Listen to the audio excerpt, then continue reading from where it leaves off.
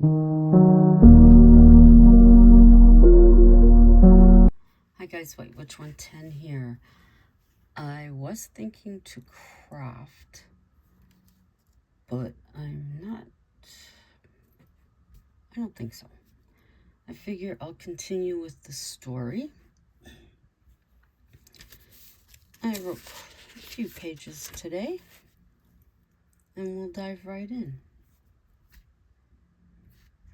We left it with, he watched her run across the driveway, catching herself as she nearly fell.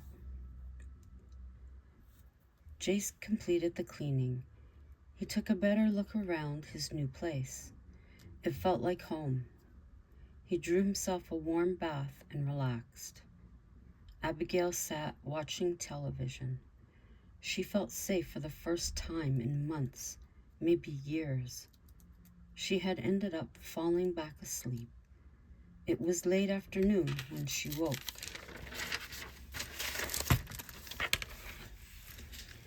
It was dark out. There was a knock at her door. She peeked through the peephole. "Come in." She opened the door to Jace. "I brought dinner." He held up a brown bag marked Mary Brown's. "The best chicken in the country," she said, turning to lock the door while Jace went to the kitchen. Abigail pulled out 2 beer. He had made himself at home, finding plates and forks. "Thank you for dinner.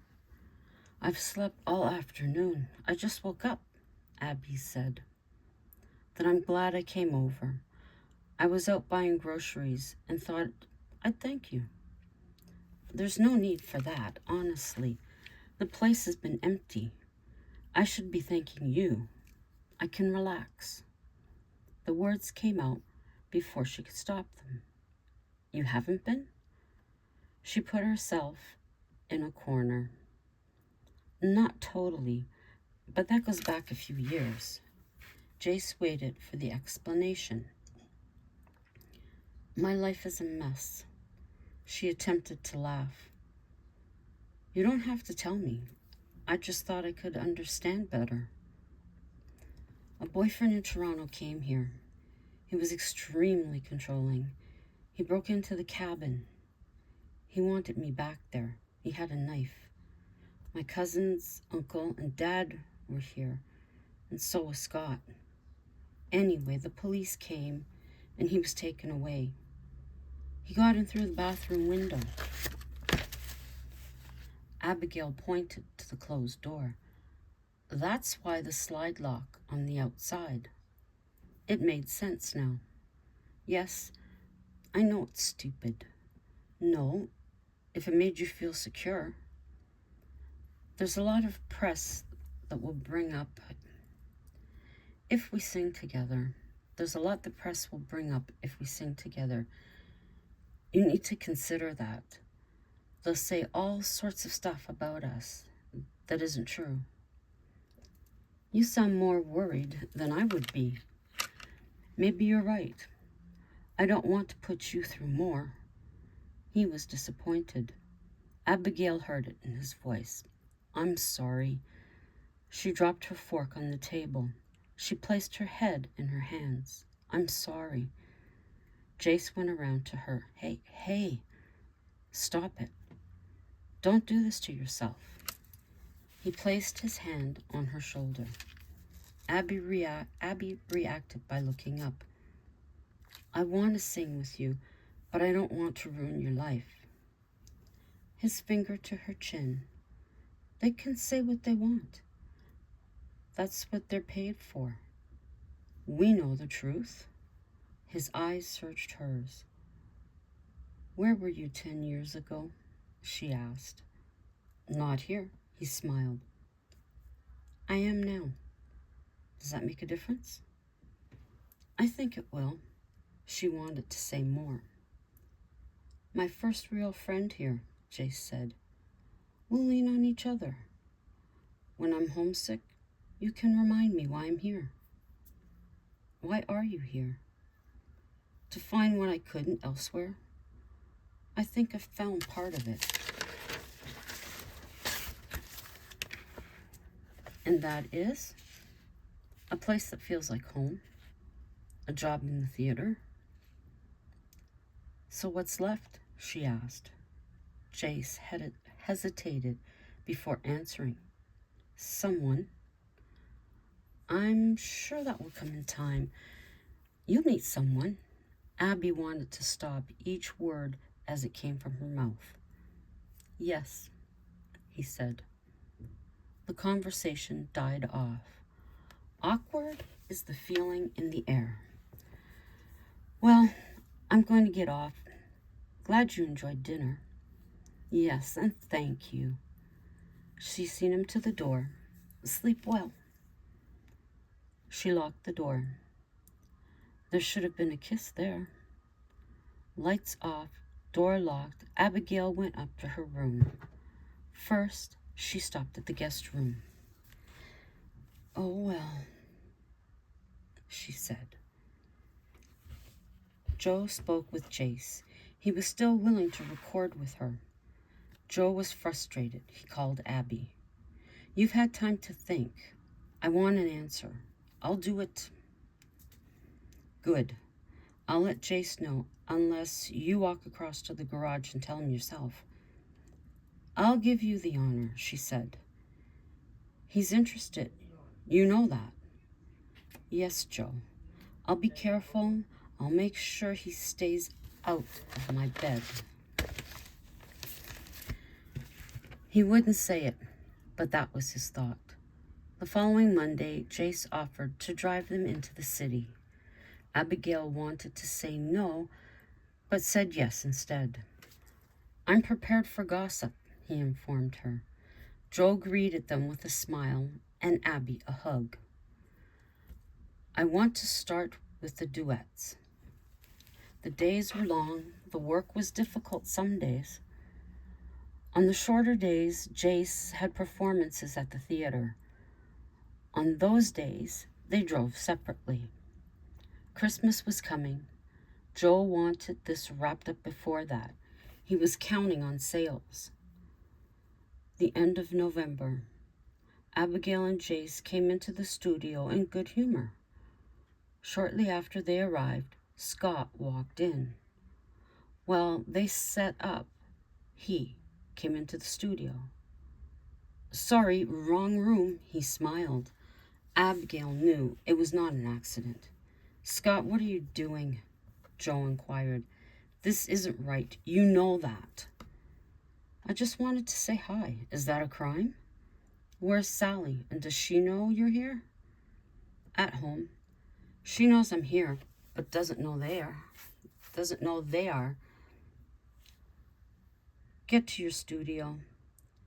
This is near completion. I don't need a problem, Joe said firmly. Scott waved at Abigail and left. What is he doing here? She demanded.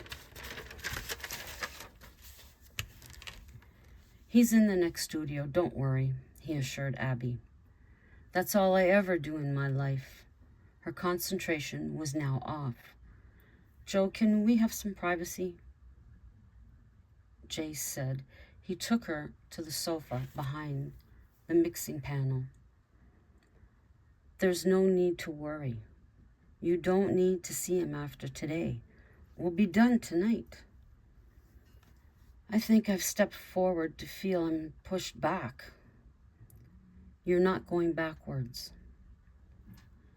His finger lifted her chin again. Without a thought, she leaned forward and kissed him. Oh my God, what am I doing? She thought to herself, quickly pulling away. I shouldn't have. Abby went to get up. He took hold of her hand, guiding her back down on the cushion. He put his hand on her jaw, gently moving her toward him. His lips connected with hers. They parted. He leaned in with a deep, passionate kiss. No apologies. This should have happened days ago, Jace said. Joe knocked before going in. We're ready to finish this, Jace said with confidence. When the final song was done and the last note sung, they all took a breath. "I need a bathroom," Abigail laughed and left the room. When she came out of the bathroom, then she came out of the bathroom and proceeded back to the studio. She heard her name, Abigail. She turned. It was Scott. "Leave me alone. I have nothing to say to you." She continued walking. "Abby, please, slow down." "I have nothing to say," she repeated. Scott caught up to her, taking hold of her arm. "Abby, let go." "Why are you being like this? I thought we were friends." "Scott, the morning you walked out killed me. I was devastated. I don't want to hear a list of lies anymore. Besides, your wife won't be happy." She yanked her arm away. "She doesn't need to know. That's the problem with you. We never need to know. Now leave me alone." Scott took hold of her again. "Leave her alone." It was Jace. "Are you deaf?" He was now by her side. "She doesn't want anything to do with you." A grin appeared on Scott's face. He laughed. "I get it now." "Yes, of course."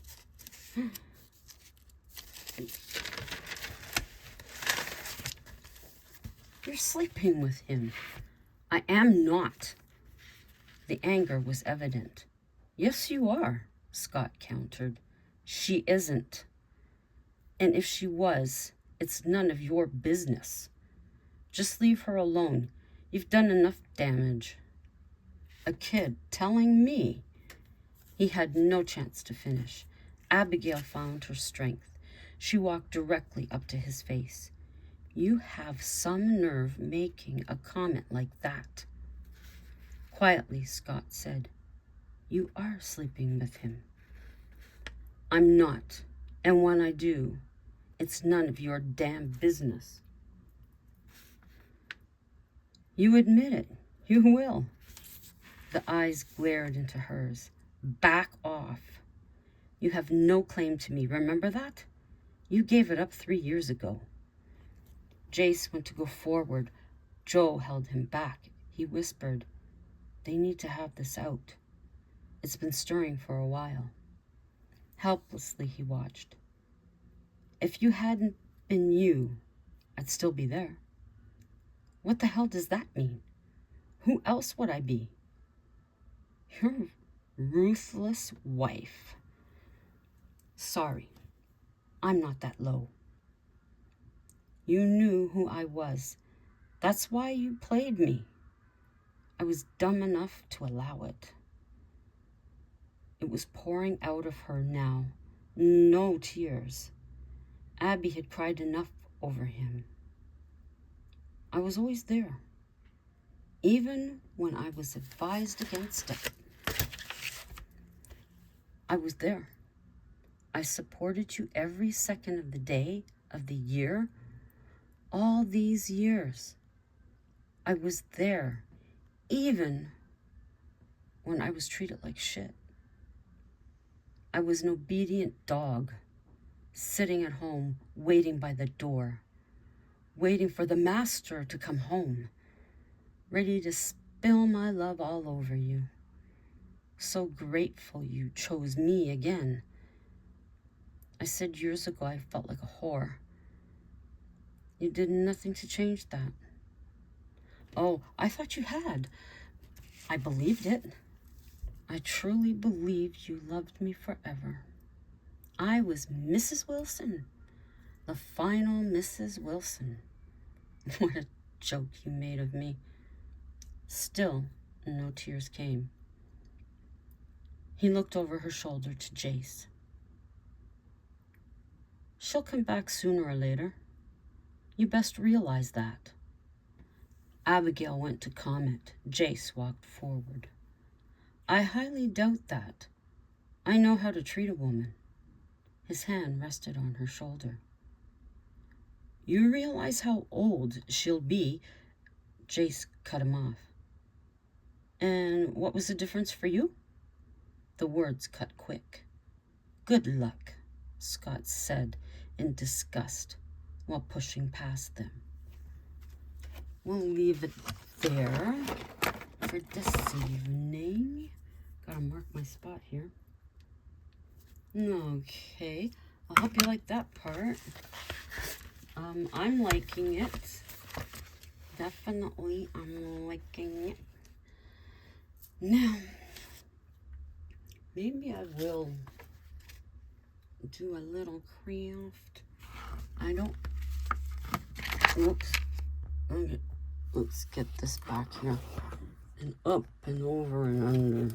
I love these. I really do. Now, I want to... Now, how am I going to do this? This is the problem. Okay. I'm going to pick one of these. Ta-da! What I'm looking for is... I was looking for something today at work. And I guess I don't think I looked hard enough. Because I don't see it. I'm going to use this. My stuff came from Shein. It said it was out for delivery. I was all excited. Yeah, I'm going to tell you a story. And I was so happy, so happy, so happy. Oh, I'm going to be getting my stuff. I'm so happy. I get the thing that it's been delivered. So, So I'm all happy. I'm going to get it delivered. The thing comes through on my phone saying it was delivered. So I'm looking to see what the code number is and the locker number is. And I don't get that. All I get is a picture of package this close with the guy's thumb up here. So I don't know where it is. All I see is a package with my address, my name. So hubby and I take a cab home because it was just minutes.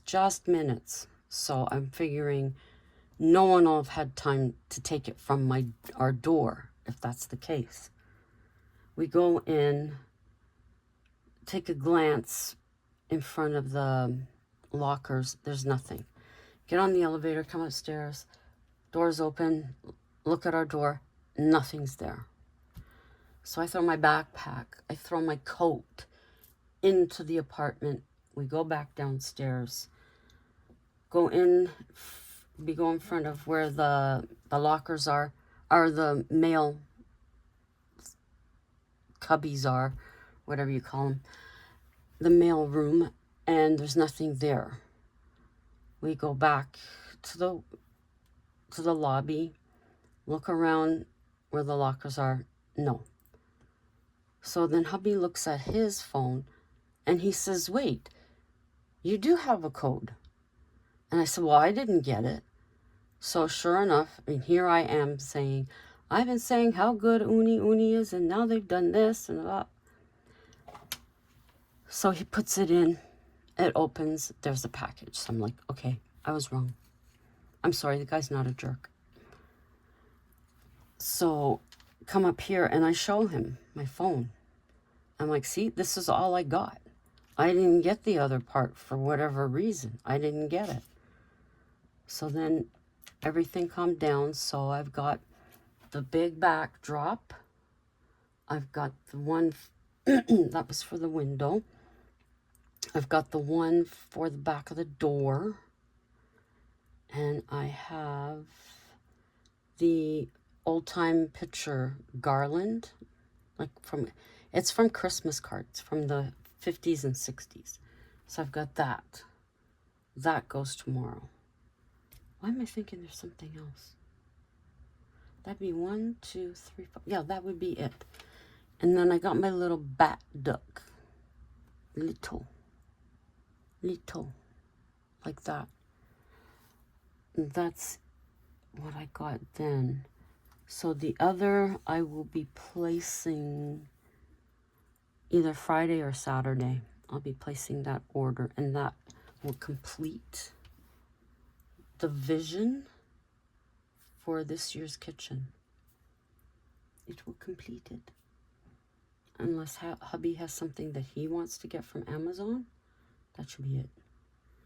So I've got to go run this underwater. Hang on. Okay, I got it open. Now, I'm using this. Do I have my hands wet? They said it would be good, and I thought it was stupid, but I guess they were right. I'll use my fingers. Okay, so I need one of these. Now remember, I'm trying this with Mod Podge. I'm not putting paint like they did because I want to keep this color. I like it. Okay.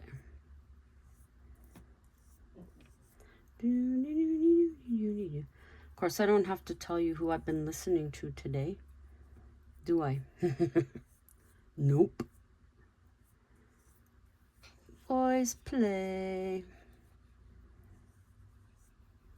Boys play. Oh, my foot is so sore. Every day my foot is sore. I hate it, but it's fact of life. Hubby's back is crap right now. He's having a hard time with it, but then he does too much. And I told him that. Okay. Okay. Now they say to sprinkle this on. They use, no, the woman used her hand. Okay.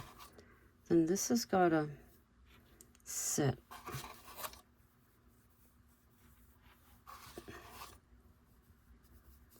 Of course, she had hers on a stick. Okay. So I'm supposed to, now I know. Okay, so I'm going to leave it like that. I'm going to close peg it to a hanger. I'm going to stick it over in the bathroom, in the shower, so it can dry there. And then tomorrow we'll come, I'll tap it, and we'll see what it looks like. This part, that'll just go into the toilet. So I'm gonna get back to the living room and back to my voice play. And I'm gonna get back to the story to write it, or write more. The he and she one, I'm not getting back to that one yet. Like I said, it kind of ran away with me. So I got some backtracking to do on that one. But anyway, so I'll continue the cabin story. As I said, I hope you enjoyed the part that I read this evening. And I hope you enjoyed the beginning of this craft. And we'll see how it goes tomorrow. And it's cold. It's snowing off and on. And everyone's in misery. No. We don't like it. So until the next time, ciao for now.